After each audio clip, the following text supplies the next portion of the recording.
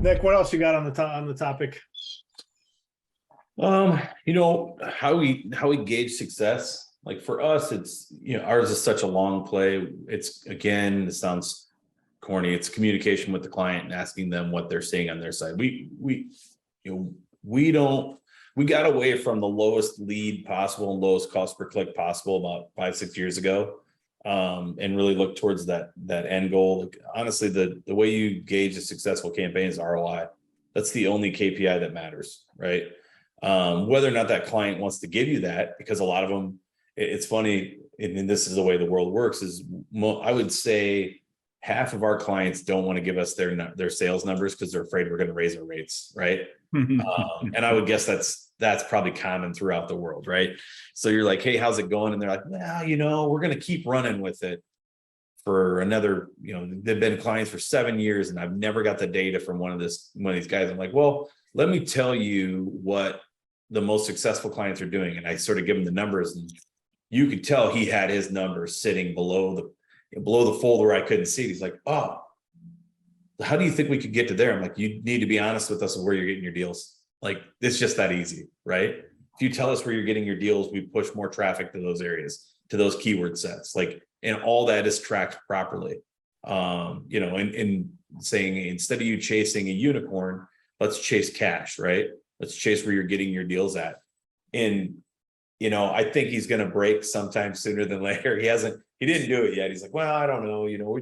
I think we're making enough money to keep this going. So I would guess he's probably at a 10X on his stuff. But we have to ask our clients, and that's something we didn't do at the beginning. And something you should do is asking them, how's it looking on your side? What's the, what are the deals looking like? What are the conversations like? Are these the conversations you want to have? If you're not asking your clients that, then you're just blindly pushing traffic. Does it turn into a little bit of consultancy? It does, because when we have clients that'll tell us our follow-up's amazing. Our follow-up's so good. And then I'll go and register on that site. And 3 hours later, we get a phone call. Hey, were you looking to buy a house? No, I was 3 hours ago when I was on your site. I hate to be a dick, but your follow-up sucks, because they're on your site for 8 to 12 minutes looking at houses. You have an opportunity to have that captive audience, have that conversation, send a text, show them that you care. Like, if your follow-up isn't doing that, then your follow-up has holes. And is it our job or our spot to tell them where that is? It is. I think if you do it up front, if you do it early and say, here's what the top producers make, here's how they do it, and here's what they do right. And when they come back and say, this system isn't working for me, well, are you doing exactly what this top producer is doing? And maybe you need to call one of them and talk to them about it. They'll talk to peers about it.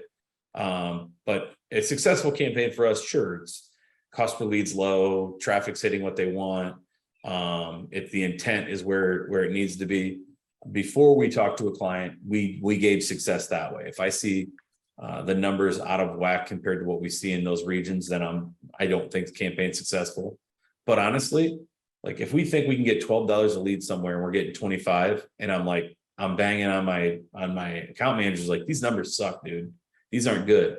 And then you talk to the client, they're like, holy shit, we got 3 deals last month. You're like, leads are good. When you do that, Nick, I have a question. When you tell the account managers that these numbers suck, do they say, no, these numbers don't suck, you suck? They do after they talk, like, they will. And the good news is they'll say that. They'll be like, well, I talked to Dan on the phone, and Dan said the leads are really good and they've got deals and keep doing what we're doing. And they're happy. They're comfortable with that price point. Right.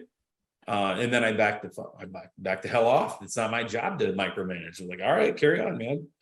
Cool.